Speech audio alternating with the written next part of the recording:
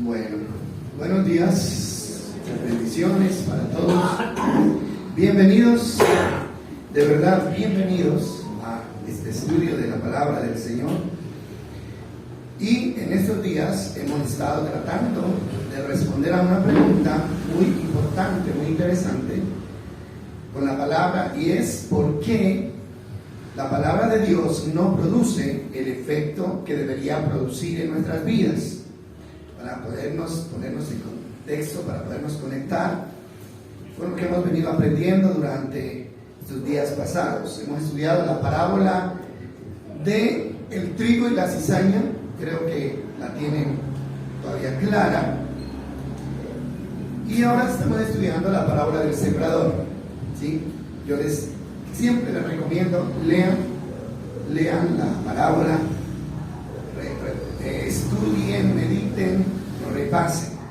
Bueno, en la parábola del sembrador, el Señor nos presenta un campo sembrado, ¿no?, del cual 3 partes de la semilla sembrada se pierde y solo una produce fruto. Entonces decíamos que esta es una situación preocupante, porque se trata de la palabra, y de la palabra predicada, es lo que está diciendo Jesús. 3 partes se pierden, 3 partes, solo una produce efecto. Ustedes se dan cuenta de lo preocupante que puede ser esta situación. Entonces también concluíamos diciendo que si entendemos esto, también entendemos por qué la vida del ser humano está como está, por qué el mundo está como está, porque la palabra de Dios está pasando por encima, por un lado, pero no está haciendo efecto en la vida del ser humano. Bueno, entonces seguimos, miramos que una de las causas, porque Jesús explica las causas, y eso es lo que estamos estudiando. Ya miramos que una de las causas, según la parábola del sembrador, es la falta de entendimiento. Cuando una persona no entiende, viene el enemigo y arrebata lo que fue sembrado y se pierde la semilla. Y la segunda razón hay 3 razones. La que cae entre espinos. La que cae entre espinos, dice, representa 3 cosas. Una, representa las preocupaciones de la vida, el amor a las riquezas y el amor a los placeres. Estas 3 cosas ahogan la palabra y la vuelven infructuosa. Bueno, pero antes de ir a continuar con las causas que presenta Jesús en Mateo 13, vamos a hacer una introducción en Juan capítulo 5, versículo 37, porque aquí también encontramos una causa importante por la cual la palabra de Dios no produce efecto, tomando como ejemplo lo que pasó con los judíos. Juan capítulo 5, versículo 37. Vamos a estar atentos a la palabra, pues si usted vino a aprender de la palabra esta mañana, procure estar atento, porque realmente necesitamos que esta palabra comience a hacer efecto en nuestras vidas. 5:37. Dice Jesús: y el Padre mismo, quien me envió, ha dado testimonio de mí. Ustedes nunca han oído su voz, ni lo han visto cara a cara, y no tienen su mensaje en el corazón, porque no creen en mí, que soy a quien el Padre les ha enviado. Ustedes estudian las Escrituras a fondo, porque piensan que ellas les dan vida eterna, pero las Escrituras me señalan a mí. Sin embargo, ustedes se niegan a venir a mí para recibir esa vida. Bueno, sin duda usted ha leído y ha estudiado y hasta tal vez ha predicado de este pasaje. En una parte de este capítulo, Jesús trata de establecer su autoridad como Hijo de Dios. Es lo que Jesús trata de hacer frente a los judíos. Recordemos que los judíos, especialmente los fariseos, no aceptaban a Jesús como Hijo de Dios y cuestionaban constantemente su autoridad. Bueno, en uno de esos encuentros entre Jesús y los religiosos judíos, Él los confronta con una verdad. Y es una verdad que puede ser aplicable a nuestro tiempo. Versículo 39. Leámoslo de nuevo. Quiero que, por favor, lo miren. Y dice así: ustedes estudian, les dijo Jesús a los fariseos, las escrituras a fondo, porque piensan que ella les da vida eterna. Pero las escrituras me señalan a mí, dice el Señor. Y el 40 dice: y sin embargo no quieren venir a mí. Bueno, esta es una verdad usada para reprochar la conducta de los religiosos. Esta es una verdad. O sea, hay una verdad, y es que estudiar las escrituras a fondo nos puede llevar a la vida eterna, ¿no? Eso no tiene discusión. ¿Cómo conocemos el camino a la vida eterna?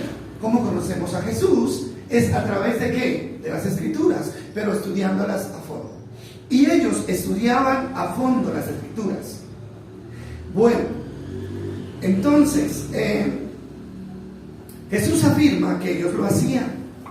Ellos sí estudiaban, porque ellos sabían que las escrituras les iban a mostrar el camino a la salvación. Lo sabían. Hasta ahí no hay ningún problema. Todo es correcto. Es lo que tenemos que hacer. Es lo que tenemos que seguir haciendo. Estudiando, escudriñando, pero a fondo las escrituras. La Reina Valera dice: escudriñan las escrituras. Y la palabra escudriñar, ¿qué significa? Significa escarbar, ¿no es cierto? Hasta encontrar la raíz, la base, el origen. Y ellos lo hacían. Ahora, versículo 40, ahí muestra el problema. Mire cuál es el problema. Hasta ahí no hay ningún problema. Ellos estaban haciendo bien las cosas. Pero mire cuál es el problema. Dice: sin embargo, la palabra sin embargo está conectando lo que dice el versículo 40 con lo que dice el 39. Sin embargo, ustedes se niegan a venir a mí para recibir esa vida. ¿Qué es lo que está pasando ahí? Entonces, el problema que encontramos ahí es: no quiere. No quiere. La Reina Valera dice así. Ellos dicen, a ver, miremos lo que dice el texto en la Reina Valera, el versículo 40, y la Reina Valera dice: y no queréis venir a mí para que tengan vida. Entonces podríamos llegar a una conclusión. Ustedes saben, conocen, que el problema aquí no era falta de conocimiento. El problema aquí era rebeldía. ¿Sí? Ellos conocían o no conocían, sabían o no sabían que Jesús era el Hijo de Dios. Sí lo sabían. ¿Saben por qué lo sabían? Porque ellos estudiaban a fondo las escrituras. Estudiaban tan a fondo que ellos tenían que saber que cuando Moisés habló de Jesús, que cuando Isaías habló ¿de quién? De Jesús. ¿Cómo no lo iban a saber si estaba tan claro? Entonces el problema no era ignorancia, el problema era rebeldía. Los judíos, especialmente los maestros de la ley, sabían que era Jesús. Ellos lo sabían. Miren lo que dice el versículo 45. El versículo 45 del mismo capítulo dice: no piensen que yo voy a acusarlos delante del Padre, les dice Jesús a ellos. Hay quien os acusa. ¿Y quién los acusa? Moisés. Moisés dice quien los acusa, en quien ustedes tienen puesta su esperanza. ¿De quién hablaban los judíos? ¿Y a quién veneraban y respetaban? A Moisés. Ellos decían: nosotros somos descendientes de Moisés, hablaban mucho de la ley de Moisés, y para ellos Moisés era algo grande. Entonces dice el 46, dice: porque si creyeres a Moisés, me creerías a mí, porque de mí, ¿qué dice? Escribió Moisés. Ahora, el asunto es que ellos conocían, pero no creían. ¿Por qué? La pregunta es ¿por qué? Mire, hay una razón que nosotros necesitamos entender, y es: no quisieron aceptarle. porque él no llenaba sus expectativas religiosas. ¿Sí? Nosotros tenemos que entender qué fue lo que pasó. Y para eso tenemos que estudiar. ¿Sí? Tenemos que conocer. Ahora, nosotros sabemos que Jesús se enfrentó constantemente con los fariseos. Los fariseos siempre estuvieron tratando de tenderle trampas a Jesús. Hubo una guerra constante desde que Jesús comienza su ministerio hasta que termina el ministerio. Hubo una guerra. Pero hay que saber por qué. Hay que entender por qué. Y la verdad era que ellos esperaban que Jesús viniera a llenar sus expectativas religiosas. Pero Él no vino a seguir la corriente religiosa que ellos habían creado, sino vino a atacarla de frente. Lo sabemos, ¿verdad? Los estudiosos de la Biblia sabemos eso. La guerra era así. Los fariseos decían, esto es así, y Jesús decía, no Señor, eso no es así, esto es de esta manera. Porque ellos con el paso del tiempo se fueron desviando de los mandamientos de Dios y fueron creando sus propias normas. Y cuando Jesús vino, habían más normas humanas rigiendo la fe del pueblo que el mismo mandamiento de Dios. ¿Y qué es lo que hace Jesús? Él trata de tomar a esas personas que se habían desviado y colocarlos en el camino correcto. Pero a ellos no les gustó. Es que, hermano, a nadie le gusta que lo saquen de su zona de confort, ¿sí o no? A nadie le gusta que lo levanten de donde está sembrado, o donde está sentado, o donde está apoyado. ¿A quién le gusta? ¿Sí? Hermano, y eso pasa hoy con nosotros. Eso pasa hoy con el creyente, ¿sí? Tenemos conceptos tan arraigados de lo que, según nosotros, Dios espera. Es el mandamiento de Dios, pero viene la palabra y nos remece ahí. Viene la palabra y nos mueve la silla. ¿Y qué hacemos nosotros? Nos incomodamos, ¿verdad? Porque lo ideal para el ser humano sería que alguien viniera y nos diera la razón. Y nos dijera, tranquilo, así está bien, no se preocupe. Hermano, pero no, Jesucristo fue a incomodar a los fariseos, a los religiosos, y a decirles, si ustedes no enmiendan su conducta, si ustedes no cambian su justicia, las prostitutas y los ladrones van a ir adelante de ustedes al reino de los cielos y ustedes se van a quedar atrás. ¿Es así o no es así? Hermano, pero es un problema, hermano. A la gente no nos gusta que nos digan, usted está mal. Eso no está bien, usted tiene que cambiar su conducta. Inmediatamente nosotros nos levantamos y empezamos a tratar de justificar nuestra actitud, y muchas veces con la misma palabra tratamos de justificar. No, es que no es así, es que yo pienso, es que a mí me enseñaron, es que a mí me dijeron. Eso era lo que pasaba, por eso había confrontación. Ahora, los fariseos eran tan necios, eran tan religiosos, que ni el mismo Hijo de Dios pudo convencerlos de su equivocación. Ellos llevaron su equivocación al extremo de crucificar al Hijo de Dios para callarle la boca a Cristo. Entonces, hermano, ese es el problema. Miren lo que dice Mateo 15:3. O sea, Jesús los confronta de una manera decidida. Y eso es lo que me gusta de Jesús. Jesús, Pablo, hermano, es lo que tiene que hacer un siervo de Dios. Confrontar la verdad, hermano, así el mundo se le venga encima, ¿sí? Hoy en día hay muchas religiones, ¿cierto? Y lo que los líderes religiosos están haciendo hoy es contentar a la gente. Es decirle a la gente lo que ellos quieren oír para tenerlos contentos y que no se les vengan encima o que no se les vayan de la iglesia. Grave error, hermano. Grave error.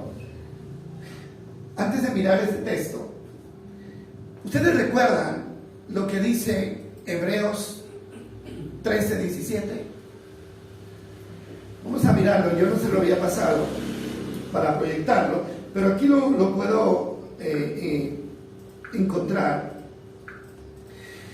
Miren lo que dice Hebreos 13:17. Dice, obedezcan a sus líderes espirituales y hagan lo que ellos dicen. Su tarea es cuidar el alma de ustedes y tienen que rendir cuentas a Dios. Denles motivos para que Hagan la tarea con alegría y no con dolor. Esto último ciertamente no les beneficiará a ustedes. Miren lo que está diciendo acá. ¿Puedes colocar la Reina Valera? Para que lo miremos en la Reina Valera. Dice así. Estamos hablando de lo que hay que hacer. Pero qué bueno que hiciéramos lo que hay que hacer y no lo que a nosotros nos parece. Sería excelente, ¿verdad? Obedezcan a vuestros pastores y sujétense a ellos, porque ellos velan por vuestras almas. Mire, ¿cuál es la función de un verdadero pastor? ¿Cuál es la función? Es velar por el alma de los creyentes. El alma. Hermano, ¿y de qué le va a pedir cuentas Dios a los pastores? ¿De qué? Hermano, la cuenta que Dios nos va a pedir no es por velar por el bienestar físico de las personas, no. Es velar por el alma de las personas. ¿Y en qué sentido? En el sentido, hermano, de que esa alma tiene que salvarse, tiene que ir por el camino correcto. Hermano, y a mí siempre me ha dado temor este versículo, porque sabe una cosa, porque nosotros tenemos que darle cuenta a Dios. Tenemos que darle cuenta a Dios. Y el liderazgo espiritual hoy en día, hermano, se ha dedicado a cuidar la parte física de los seres humanos. ¿Sí o no? A guiarlos, hermano, a tener bienestar físico, a tener buena plata, a tener buenas casas, a tener buenos carros, a que vivan bien. Hacia allá nos están guiando. Hermano, pero ¿qué del alma? Yo siempre he dicho, hermano, si usted quiere plata, usted la puede conseguir trabajando, así no crea en Dios. ¿O no? El diablo también ofrece plata. El diablo también ofrece plata. Hermanos, si estamos enfermos, las personas sin creer en Dios van donde el médico y les curan el cuerpo. Hermano, pero ¿quién cuida del alma de las personas? ¿Quién cuida del alma? Somos los pastores, los líderes religiosos, hermano. Y cuidar el alma, hermano, se ha vuelto un problema grave. Porque cuidar el alma significa corregir, significa tratar de enderezar, significa decirles a las personas, no vayan por ahí, no hablen así, no se conduzcan de esa manera. Entonces Jesús vino a salvar lo que se había perdido. ¿Y cómo quería salvar Jesús a las personas? ¿Cómo? Pues haciéndolos cambiar de parecer, tratando de quitar esas ideas religiosas que se habían apoderado de sus vidas. Ahora vamos a este versículo de Mateo 15:3. Y mire lo que dice Mateo 15:3, hablando de que Jesús los confrontó directamente. Y él dice, Jesús le respondió, ¿y por qué ustedes, por sus tradiciones, violan los mandamientos directos de Dios? Ahora, una confrontación. Los fariseos le decían a Jesús, ustedes están violando la tradición de los ancianos porque comen pan sin lavarse las manos. Y Jesús les dice, no Señor, no soy yo ni mis discípulos los que violamos el mandamiento. Son ustedes los que están violando el mandamiento, porque han creado mandamientos a su antojo y se han apartado de los mandamientos de Dios. ¿Les gustaría eso? No les gustaba. No, ¿por qué? Porque les estaba diciendo, dejen sus mandamientos de hombres y vuélvanse a los mandamientos de Dios. Y ese fue el grave problema. ¿Pero qué pasó? No quisieron. Simplemente no quisieron. Si Jesús hubiera respaldado sus enseñanzas, si les hubiera dado la razón, entonces tal vez Jesús hubiera encontrado gracia en medio de ellos. Pero no, cada palabra era irritante para ellos. Los irritaba, los incomodaba. Hay un texto que dice textualmente que al oírlo dice que crujían los dientes como perros. Intentaban matarlo. ¿Por qué? Porque esas palabras llegaban, hermano, como espada al corazón de ellos. Pero Jesús nunca cedió en su propósito de decir la verdad. Yo soy el camino, la verdad y la vida, dijo Jesús. Y voy a morir por la verdad, y murió por la verdad. Y qué bueno que Jesús haya muerto por la verdad, ¿cierto? ¿Qué sería del mundo si Jesús hubiera declinado su propósito de decir la verdad por miedo o por conveniencia? Hermanos, ¿dónde estaría el pueblo de Dios hoy? Sin luz para seguir, sin verdad para conocer. Necesitamos gente radical, hermano, que confronte, sin importar, hermano, que el mundo entero se le venga encima. Eso es lo que necesitamos hoy. Ahora, ellos siempre quisieron que Jesús adoptara la posición de ellos. Lucas 5:33, ¿conocen el pasaje ustedes? Hermano, eso es lo que hace la religión. La religión espera, todos los religiosos esperan que los demás les den la razón y hagan lo que ellos dicen. Todos. ¿Sí? No, es que nosotros somos los que tenemos la razón y los que aquí vengan van a tener que hacer lo que nosotros digamos. Por lo que ustedes dicen, está equivocado. Miren, eso es el pasaje donde Jesús termina hablando del vino nuevo y los odres nuevos, odres viejos. Cierto día, algunas personas le dijeron a Jesús: los discípulos de Juan el Bautista ayunan y oran con frecuencia, igual que los discípulos de los fariseos. ¿Por qué tus discípulos están siempre comiendo y bebiendo? ¿No? Mire, los discípulos de Juan y los fariseos tenían unas reglas estrictas con respecto al ayuno y la oración. ¿Sí o no? Ellos tenían un programa de oración que llevaban a cabo todos los días. 3 veces iban al templo a orar y ayunaban 2 veces por semana. Eso lo habían establecido como regla y lo habían difundido como un mandamiento de Dios. Cuando viene Jesús, ni ora como ellos, ni ayuna como ellos. ¿Qué les pareció eso a ellos? Raro, ¿verdad? Oiga, es que nosotros aquí, los fariseos y los de Juan, ayunamos y oramos. ¿Y ustedes por qué no? ¿Qué les estaba diciendo ahí? Hey, tienen que adaptarse a nuestro sistema. Porque nuestro sistema es el correcto. ¿Por qué no se adaptan a nuestro sistema? Eso es lo que hace la religión. Siempre querer que los demás acaten lo que ellos dicen y hagan como ellos dicen. Ahora, Jesús no era la excepción. Recuerden que la iglesia estaba comenzando, el movimiento cristiano estaba comenzando, era Jesús y los discípulos. Está bien, comience, predique, pero háganlo como nosotros decimos. ¿Qué les dice Jesús? No, Señor, yo no vine a unirme a su movimiento religioso, no, defectuoso y adulterado. Yo vine a establecer un nuevo mandamiento, un nuevo estilo. Jesús le contestó: ¿acaso los invitados de una boda ayudan mientras festejan con el novio? Por supuesto que no. ¿Sí? Ahora, ¿qué está diciendo Jesús con eso? No, yo no vine a someterme a sus caprichos religiosos. En una ocasión Jesús les dijo: un mandamiento nuevo les doy. Un mandamiento nuevo. Y más adelante Jesús utiliza la parábola de los odres, que la palabra odre hoy se conocen ¿cómo se conocería? Cantimploras, creo que se dice, ¿no? Son esos recipientes de cuero. En ese tiempo los hacían de cuero de cabra, los sellaban por los bordes bien sellados y allí guardaban el vino. Pero resulta que el vino tiene una particularidad, y es que como cuando se va fermentando el vino, entonces va esponjando, va tomando, la fermentación toma fuerza, aire, y puede que rompa las costuras, ¿no es cierto? Y Jesús les dice: nadie toma vino nuevo y lo echa en recipientes viejos, porque el vino nuevo al fermentarse puede romper el odre y el vino se perderá. ¿De qué estaba hablando?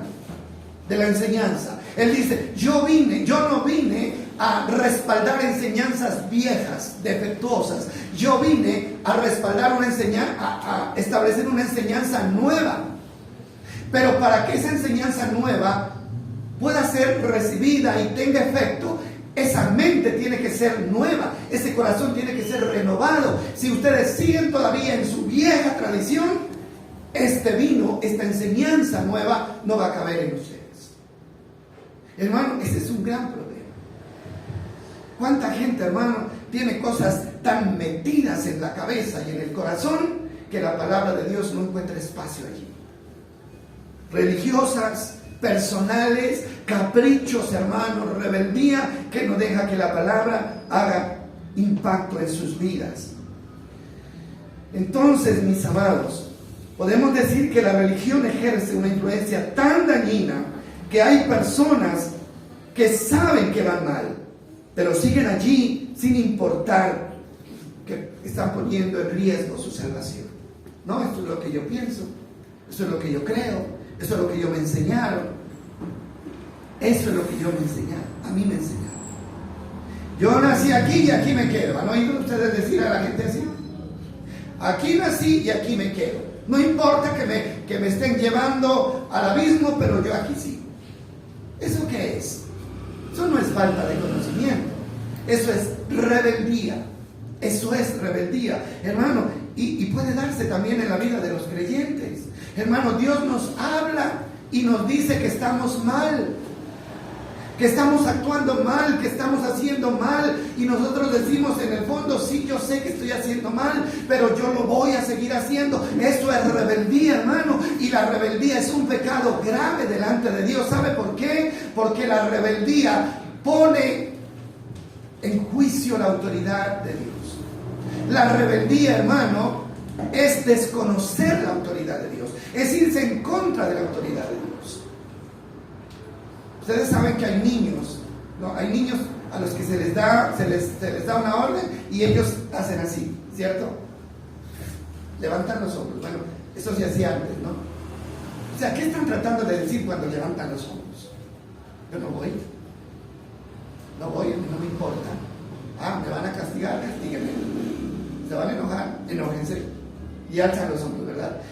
Y qué feo es para un padre ver esa actitud en un hijo, ¿o no? Eso le provoca rabia, ¿sí? Hermano, es lo mismo que hacemos como hijos de Dios cuando Dios nos ordena algo y nosotros decimos, no quiero, yo voy a hacer lo que yo quiera. Hermano, ¿cómo se sentirá Dios? Ahora, decía uno como padre, eso le causa indignación. ¿Cuánto más le va a causar indignación a Dios? Si sabemos lo que tenemos que hacerlo, mis amados. Eso se llama obediencia a la palabra. Eso era lo que les pasaba a los fariseos. Sí, sabemos que usted es el Salvador, pero no nos interesa la salvación. Nos interesa más mantener vigente nuestra religión. Era más importante la religión que la salvación. Romanos 1:20 al 21 habla de los que conocen a Dios, pero que conociéndolo deciden no darle la gloria a Él. Mire, es impresionante esto, lo que sucede. Cómo la mente de las personas, hermanos, se va deteriorando, se va entorpeciendo, se va embruteciendo, al punto de que llegue el momento en que ni cuenta se dan hacia dónde van.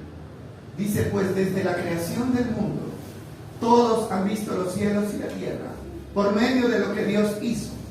Ellos pueden ver a simple vista las cualidades invisibles de Dios, su poder eterno y su naturaleza divina, así que no tienen ninguna excusa para no conocer a Dios. Dios se revela de todas maneras. Mire usted, en estos días nosotros nos conectamos, estamos en un programa de oración, conectados con 24 países, ¿no? Son 24 países los que se conectan. Si usted se quiere conectar, yo le puedo dar el link. Y Colombia entera estaba orando por la lluvia, ¿sí? Porque los cerros estaban ardiendo, no se podían apagar. Y el día, no sé qué día llovió, no me acuerdo qué día llovió. El miércoles. Aquí, pero en Bogotá llovió antes. Ajá.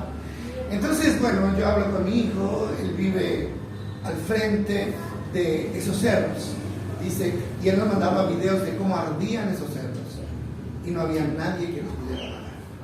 Y hubo una petición, un clamor, unámonos. Se unió Venezuela, se unió Chile, se unió Perú, África, de todos esos países para clamar, para que lloviera sobre la tierra. Y era conmovedor, como todo el mundo clamaba. Basados en esa promesa de Mateo 5:43 que dice, Dios es un Dios que hace llover sobre buenos y malos, y hace salir el sol sobre justos e injustos, porque Él nos ama. Y al otro día, se dio la noticia. La gente feliz, aplaudían, cantaban, lloraban y decían: Dios respondió. Y hasta hoy Dios está respondiendo aquí, ¿sí o no? Hermano, no es causa de alegría, de gratitud para Dios saber, hermano, que hay pronósticos de que no va a llover, de que van a racionar la energía, hermano, de que los alimentos se van a encarecer. Habían pronósticos que esto iba a seguir por meses, hermano. Pero cuando el pueblo clama, hermano, toca el corazón de Dios, y Dios decide ir en contra de todo pronóstico y enviar la lluvia sobre nosotros. ¿No le parece algo sorprendente? Dios es bueno. Hermano, ¿cómo puedo responder yo a tanta bondad y a tanta misericordia? Creyéndole, obedeciéndole, hermano. No hay otra manera. Es obedeciéndole. Y Romanos 1, 20 al 21, dice el 21, hablando de las personas que han visto a Dios en la lluvia, en el sol, en el viento, no pueden negar la existencia de Dios. Dice: es cierto, ellos, los que ven la mano de Dios moverse, conocieron a Dios, pero no quisieron adorarlo como Dios ni darle gracias. En cambio, comenzaron a inventar ideas necias sobre Dios. Oiga eso. Como no quisieron adorarlo, empezaron a inventar ideas necias. Empezaron a justificar, hermano, sus actitudes necias sobre Dios. Como resultado, la mente les quedó en oscuridad y confusión. Y dice el 22, afirmaban ser sabios, pero se convirtieron en completos necios. Y en lugar de adorar al Dios inmortal y glorioso, rindieron culto a ídolos que ellos mismos hicieron con forma de simples mortales, de aves, de animales de 4 patas y de reptiles. Entonces Dios los abandonó para que hicieran todas las cosas vergonzosas que deseaban en su corazón. Como resultado, usaron sus cuerpos para hacer cosas viles y degradantes entre sí. Hermano, ignorar a Dios, hacer un lado a Dios, después de ver de una manera tan palpable la existencia de Dios, puede llevar a una persona, hermano, a una condición deplorable. Una persona que se aleja de Dios y se va detrás de su necedad, poco a poco va tocando fondo, hermano, hasta convertirse en algo despreciable delante de Dios. Dice: se volvieron viles y degradantes entre sí. ¿Por qué? Porque no quisieron darle la honra y el lugar que se merece Dios en sus vidas. Es que esto no se queda así, hermano. Cuando yo digo, yo sé lo que tengo que hacer, pero no lo hago, eso no se queda así. Es una semilla que se está sembrando de maldición sobre nuestras vidas. Una semilla de maldición sobre la vida nuestra, la vida de nuestra familia. Por eso tenemos que tener tanto cuidado en esto. Ahora, mis amados, todo esto se puede dar con nosotros. Cuando nosotros decimos: yo sé lo que tengo que hacer, pero no lo quiero hacer. ¿Qué dice Dios? Con todo el dolor del alma, ahí nos deja. Porque dice un proverbio que al necio hay que dejarlo con su necedad, hasta que el mismo se dé sobre el muro. Más que todo en el sentido espiritual, hay muchas cosas, pienso yo, que se hacen por rebeldía, pero muchas cosas por ignorancia o pensando que es lo correcto, que están haciendo bien, y eso se da mucho en la religión. Cada uno defiende que hace las cosas porque cree que las está haciendo bien. No sé si se llama la rebeldía. Y yo me pensaba ahorita, hablando de la lluvia, muchos le adjudican a San Pedro. Inclusive hay un video de un bombero que se agarra a gritar contentísimo, y él dice: San Pedro también es bombero, también hace el bombero. Y yo creo que hay cosas que no son como corregidas por o sea, también tanto tiempo había metido a la gente que era la lluvia de San Pedro, algunos todavía creen que la lluvia la da San Pedro y lo confiesan, pero ¿será rebeldía eso? Yo digo, bueno, en ellos no es rebeldía. O sea, en ellos no, porque pues una persona que conoce la palabra de Dios no va a salir con una tontera de eso. Eso es simplemente que se dejan llevar por un dicho, ¿no? Que San Pedro abra las llaves. ¿Cuál San Pedro? La Biblia dice que es Dios el que envía la lluvia, Dios, no San Pedro, ¿sí? Ahora, pero no es lo mismo con nosotros. Para nosotros es diferente. ¿Por qué? Porque nosotros sí conocemos la palabra, ¿o no? Hermano, qué raro que un creyente empiece a decir, San Pedro, abra la llave, o San Pedro, cierre la llave. ¿Cómo va un creyente a decir esas bobadas? ¿Sí? Porque somos conocedores de lo que dice la palabra. Ahora, Jesús le hablaba a los fariseos que eran conocedores de la palabra, ¿sí? Entonces, a ellos vaya y pasa, porque no conocen, pero a nosotros nosotros no tenemos excusa. ¿Por qué no tenemos excusa? Porque conociendo a Dios, no le honramos como merece que se le honre. A los que no conocen, bueno, Dios tendrá otro trato para ellos. Entonces, vamos a volver bueno, Jeremías 2:19, y luego retomamos un punto, creo que tengo tiempo, de lo de la parábola del sembrador. Jeremías 2:19. Este capítulo de Jeremías es muy bonito, tiene una enseñanza muy importante, y le dice Dios al pueblo de Israel. Miren, lo interesante es que estas cosas son para el pueblo de Dios, no fue para impíos ni para gente que no era del pueblo. Tu perversidad traerá su propio castigo. Está hablando de los rebeldes, ¿no? El haberte alejado de mí te avergonzará. Verás que malo y amargo es abandonar al Señor tu Dios y no tenerle. Yo, el Señor de los ejércitos celestiales, he hablado. ¿Qué le está diciendo? Si me dejas a mí para complacerte a ti mismo o para complacer ídolos, vas a darte cuenta de lo amargo que es. Esta palabra es fuerte, ¿no? Amargo, ¿qué significa? Algo que nadie quiere, algo que todos escupen, porque no es agradable. No es agradable alejarse de Dios. Y ahora vamos a Mateo 13:22 para mirar otra de las causas por las cuales la palabra del Señor no produce efecto. Ya miramos con el ejemplo de los fariseos, no se les olvide, que ellos no recibieron a Jesús no porque no tenían conocimiento, sino porque no les dio la gana. Así de sencillo. Decidieron que no y punto. Y eso, ya saben ustedes cómo terminaron ellos, ¿no? No solamente, hermano, lo atacaron, sino que lo llevaron a la propia muerte. Entonces dice el versículo 22 de Mateo 13, las semillas que cayeron entre los espinos representan a los que oyen la palabra de Dios, pero muy pronto el mensaje queda desplazado por las preocupaciones de esta vida. 1, 2, el atractivo de las riquezas, y 3, sí, bueno, la Reina Valera coloca 3 aspectos, esta lo resume en 2. Vamos a mirar lo que dice la Reina Valera, por favor.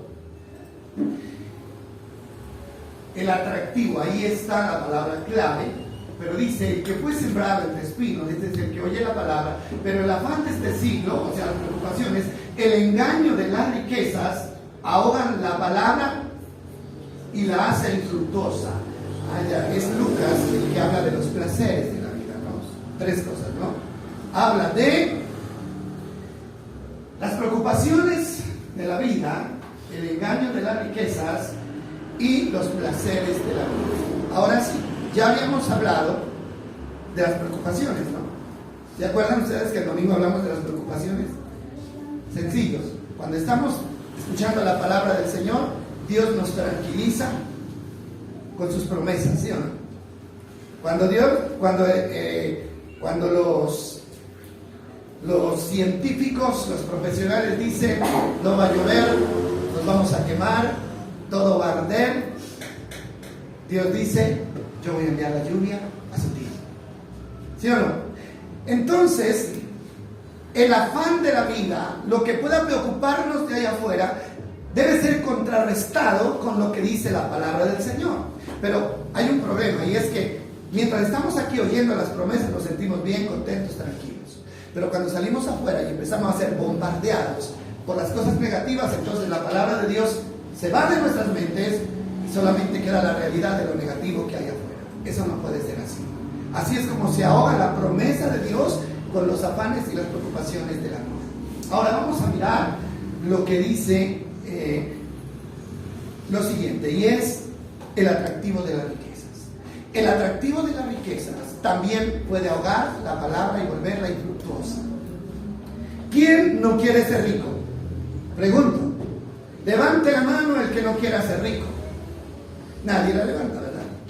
Porque todos quisiéramos ser ricos, ¿cierto? Todos quisiéramos ser ricos. Ahora, y el asunto aquí es que el problema no es querer ser rico. No es pecado querer ser rico, ¿no? ¿Cuál es el problema aquí?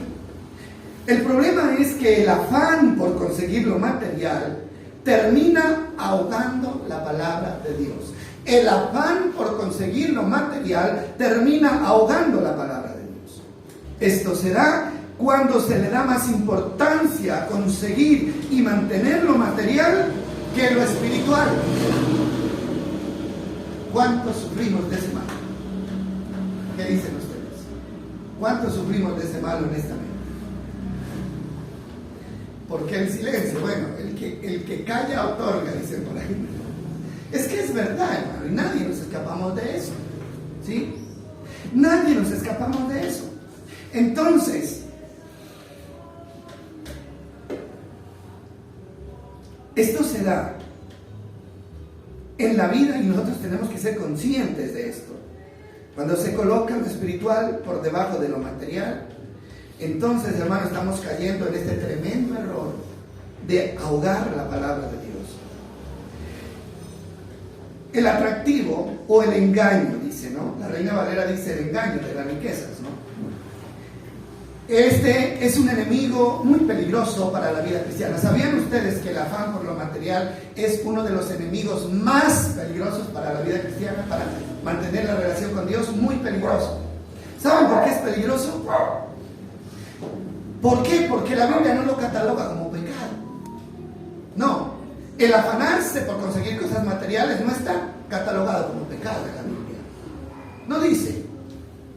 No dice que sea pecado. Por eso nos engañan, ¿sí? Hay un engaño ahí.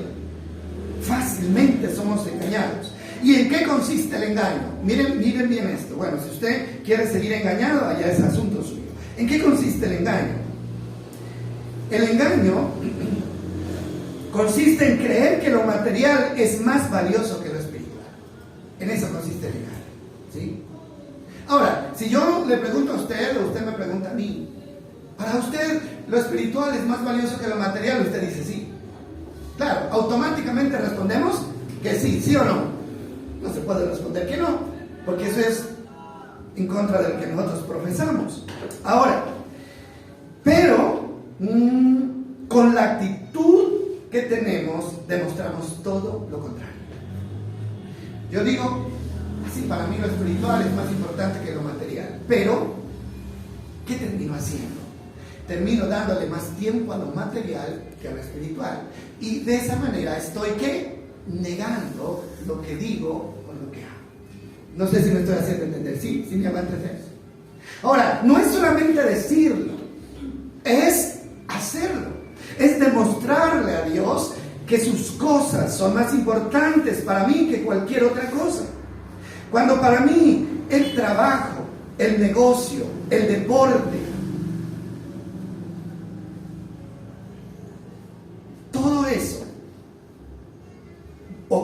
puede llegar a ocupar el tiempo para las cosas que son de Dios, entonces estoy mal. Sí, estoy mal. ¿Saben? La palabra dice que todo tiene su tiempo, ¿cierto? Todo tiene su tiempo. El tiempo está establecido por Dios. Hay tiempo de llorar, tiempo de reír, tiempo de construir, tiempo de derribar. Hermano, y hay tiempo para Dios y tiempo para nosotros. Dios no nos está pidiendo que nos llevemos las 24 horas del día, los 7 días de la semana en el templo, orando, cantando. No nos está pidiendo eso. Pero nos está pidiendo que no le neguemos al tiempo que Él necesita para bendecirnos con la excusa de que estamos ocupados haciendo otras cosas. Así de sencillo, hermano. Y eso es el engaño. El engaño, porque en el fondo estamos pensando y estamos diciendo que lo material es más importante que lo espiritual, porque le estamos dando más importancia y más tiempo a lo material que a lo espiritual. Así usted diga, hermano, y confiese y vocifere que para usted lo más importante es lo espiritual, pero tiene que demostrarlo con hechos. Tiene que demostrarlo con hechos. Tenemos que sacar el tiempo para Dios. Bueno, entonces, la Biblia no dice que ser rico sea malo, pero dice que el amor a las riquezas es la raíz ¿de qué? De todos los males. Leamos, ¿no? En 1 Timoteo 6:10. El amor a las riquezas, ¿sabe? Para un verdadero cristiano no puede haber amor más grande que el amor de Dios. No puede haber otro amor más grande. Nadie puede desplazar a Dios, hermano, nadie. Ni las riquezas, ni el trabajo, ni el deporte, ni la familia, nadie puede desplazar el amor hacia Dios. Dice, pues el amor al dinero es la raíz de toda clase de mal. ¿Qué es la raíz? En el amor al dinero nace toda clase de mal. Y algunas personas en su intenso deseo por el dinero se han desviado de la fe. Oiga bien el problema. En su intenso deseo por conseguir dinero se desviaron ¿de qué? De la fe verdadera, y se han causado muchas heridas que dice dolorosas. Hermano, no nos damos cuenta de eso. Tenemos que darnos cuenta, hermano, que si nosotros cambiamos o colocamos lo material por encima de lo espiritual, eso va a traer heridas y males grandes a nuestra vida. ¿Qué es lo que nosotros tenemos que hacer? ¿Qué es lo que tenemos que hacer? Hermano, no es dejar de trabajar. No estamos diciendo que dejemos de trabajar. Hermano, usted no debe dejar de anhelar tener lo que le hace falta. Siempre lo hemos dicho. Hermano, usted tiene derecho a tener buena comida, a tener buen vestido, a tener buena casa. Tiene derecho, porque esa es la herencia de los hijos de Dios. Pero déjeme decirle una cosa, el problema es que intentemos conseguir esas cosas fuera de la mano de Dios. Ese es el problema, apartados de Dios. Ahí sí hay un problema. ¿Sabe qué dice? Proverbios capítulo 10, versículo 22. Proverbios 10, 22. Mire lo que dice, hablando de las riquezas. Proverbios 10, 22 dice: la bendición del Señor, ¿qué dice? ¿Qué dice? Enriquece. O sea, ¿que estamos negados para la riqueza? No estamos negados para la riqueza. Dice, la bendición del Señor enriquece a una persona y Él no añade ninguna tristeza con esa riqueza. Ese es el problema. Hermano, ¿qué estamos diciendo acá? El Señor, ¿qué dice? ¿Ustedes necesitan cosas? ¿Necesitan cosas? ¿Tienen necesidad de trabajo? ¿Tienen necesidad de dinero, de ropa, de comida? ¿Tienen necesidad? Yo se las puedo dar, dice el Señor. Yo se las puedo dar. Pero se las doy cuando ustedes, siempre y cuando ustedes mantengan unidos a mí, busquen primeramente, ¿qué dice? El reino de Dios y su justicia, y yo añadiré todas estas cosas. ¿Creemos en esa palabra? Mire, la riqueza que usted consiga fuera de la mano de Dios es para traer dolor, sufrimiento y heridas. Lo dijo Pablo. Pero la riqueza, hermano, que se consigue de la mano de Dios, esa es una riqueza que no trae ninguna tristeza ni ningún dolor. ¿Y cuál es el problema, hermano? El problema es que nos hace falta fe, ¿sí? Que el enemigo siempre está ofreciéndonos lo fácil. Lo fácil. Hermano, pero ¿sabe para qué nos ofrece el enemigo lo fácil? Para que nos desprendamos de la mano de Dios y nos vayamos por el camino equivocado. Yo recuerdo mucho cuando el diablo trató de desviar a Jesús de su propósito en el desierto, que 3 veces intentó, ¿no? Lo tentó 3 veces. Y la última tentación, ¿cuál fue? ¿Recuerdan? Él dice que lo llevó a una cima y le dijo, mira todo esto, ¿no? Las riquezas y la gloria. Todo esto va a ser tuyo si postrado me adorares. ¿Cierto? Ahora, porque él sabe que la tendencia del ser humano es dejarse influenciar por las riquezas. Pero Jesús le dijo, escrito está, al Señor tu Dios adorarás y solo a Él servirás. ¿Y qué dice? ¿Qué pasó ahí? Dice que el diablo se fue y vinieron ángeles y le servían. ¿Qué está diciéndole Jesús al diablo? Si me estás ofreciendo todo eso, son riquezas, son cosas materiales, pero yo tengo a alguien que me está ofreciendo algo mejor y me lo va a dar a su tiempo. Y dice que Jesús fue servido por los ángeles. Hermano, pero porque Jesús se mantuvo, ¿qué? Firme en su decisión de no dejarse conquistar por las riquezas y los reinos del mundo. Hermano, si usted se mantiene firme y espera la bendición de Dios, Dios se la va a dar. Pero hágalo de la mano de Dios. Tenemos que hacerlo de la mano de Dios. Fácilmente nos dejamos engañar. No, es que yo no tengo tiempo ni para orar, ni para estudiar, ni para ir a la iglesia, porque tengo que trabajar, porque tengo deudas que pagar. Tengo que trabajar. Hermano, nunca sacará el pie del lodo. Si usted no se vuelve a Dios, jamás sacará el pie del lodo. Habrán momentos en que parece que sí, pero no han visto personas así. Toda la vida se vive en fracaso. ¿Sabe por qué? Porque nos hemos soltado de la mano de Dios. Y para finalizar este estudio, quiero que miremos Jeremías 2:13. Jeremías 2:13 hace una advertencia que ojalá la tengamos en cuenta. Hermano, porque esto hay que aplicarlo a nuestra vida, ¿sí? Y no importa, hermano, si estamos hasta el cuello de problemas, de deudas, si nos volvemos a Dios, hermano, Él comenzará a ordenar nuestra vida. Él lo hará. Dice, este versículo dice, pues mi pueblo ha cometido 2 maldades, o 2 grandes males ha hecho este pueblo. 1, me dejaron a mí, dice el Señor, que soy la fuente ¿de qué?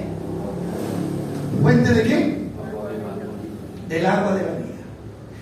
Segundo mal que hicieron, y cavaron para ellos cisternas rotas que jamás pueden retener el agua. ¿Sí entendemos lo que Dios quiere decirnos?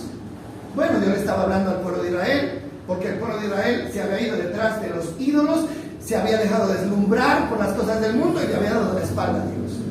¿Y sabe qué les dice Dios a ellos? Pues ustedes cometieron el peor error de su vida. Me dejaron a mí por irse detrás de algo que es solo un espejismo. ¿Ustedes se acuerdan de la fábula del perro que encontró un loncho de carne? ¿Es cierto? ¿Sí recuerdan esa fábula? Esa es una fábula que aparecía en los libros de los niños. Encuentra un loncho de carne el perro y lo coge en la boca y se va contento, ¿no es cierto?, a buscar un lugar donde comer. Cuando de pronto pasa por al lado de un lago con agua cristalina. Y él se asoma y en el agua se ve reflejado el pedazo de carne, ¿sí? Se ve reflejado el pedazo de carne y en el agua se ve más grande el pedazo de lo que tenía. ¿Por qué? Porque el agua hace ver más grande la imagen. ¿Qué hace el perro? Suelta el pedazo que tenía en la boca y trata de coger el pedazo que estaba reflejado en el agua, que era solo un espejismo. Ahí se cumple lo que dice el dicho: quedó sin el pan y sin el queso. ¿Sí? Eso pasa con mucho creyente. Dejándonos deslumbrar por la mentira del mundo, soltamos lo que es bueno y es seguro para irnos detrás de lo que no sirve para nada. Es solo un espejismo que lo único que nos va a hacer es hacernos caer en vergüenza y hacer que sigamos con la misma necesidad. ¿Sí ves esto? Ahora, es lo que está diciendo él. El Señor les dijo a Jeremías, Él les dice, no hagan eso, vuélvanse a Dios. Lo que vayamos a conseguir, tenemos que conseguirlo de la mano de Él, no dejándolo a Él de lado. Mire el ejemplo que coloca. Traigámoslo a nuestra realidad. Usted cambiaría el arroyo, un manantial de agua limpia y pura que fluye constantemente, lo cambiaría por un pozo de agua detenida y podrida. ¿Lo cambiaría? ¿Quién lo cambiaría? Sería, ¿qué le digo? Bueno, una ignorancia muy grande.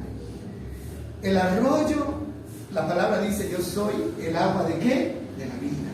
El que de mí bebe no tendrá sed jamás. Hermano, no se puede cambiar un arroyo de agua limpia por un pozo de agua detenida que se va a ir evaporando día a día con el sol hasta quedar seco. Eso es lo que hace una persona que cambia lo espiritual por lo material. Está cambiando la fuente del agua viva por un pozo, hermano, que al fin y al cabo se va a secar y la persona va a quedar sin lo más valioso. Hermano, el enemigo va a tratar de engañarnos todo el tiempo va a tratar de engañarnos. Y va a tratar de decir, sí, esto es más importante. No, hay que trabajar, hay que hacer esto, hay que superarnos, hay que progresar. Venga, no, hágalo, no importa, después va, después ora, después estudia. Hermano, démonos cuenta que es el enemigo el que nos está engañando. ¿Sí? Dice la palabra del Señor, ¿de qué le sirve al hombre si ganare el mundo entero y perdiere su alma? Hermano, dejar las cosas de Dios o cambiar las cosas de Dios por lo material no es un buen negocio, créanme. No es un buen negocio y muchas personas tarde se van a dar cuenta de eso cuando la ruina haya llegado a sus vidas. Pero nosotros estamos a tiempo, amén. Estamos a tiempo. Luche por eso, hermano. No le vaya a pasar lo que le pasó al perro avaricioso, ¿no? Que dejó lo seguro por irse detrás de lo que no existía. Que Dios nos bendiga entonces. Señor, gracias por tu palabra. Lo que tú quieres es bendecir a tu pueblo, Señor. Tú siempre lo has querido, Dios. Tu voluntad, Señor, es perfecta, es buena, es agradable, Señor. Tu palabra dice, yo conozco mis pensamientos. Los pensamientos que tengo acerca de ustedes, que son pensamientos de paz y no de mal, para darles lo que ustedes esperan. Pero Él es el que nos lo quiere dar. Y nunca olvide que la bendición que da Dios es la que enriquece, es la que permanece, es la que no trae tristeza ni dolor. Es la bendición de Dios. Es esa bendición legal, legítima. Busquémosla, acercándonos a Él. Y no permitamos que el enemigo nos engañe con el espejismo de lo que el mundo ofrece. Gracias porque hemos entendido esta palabra. Y ahora necesitamos fuerza para poder llevarla a la práctica. Gracias, Padre, en el nombre de Jesús. Amén y amén. Mis amados, que Dios me los bendiga. Vamos a recoger.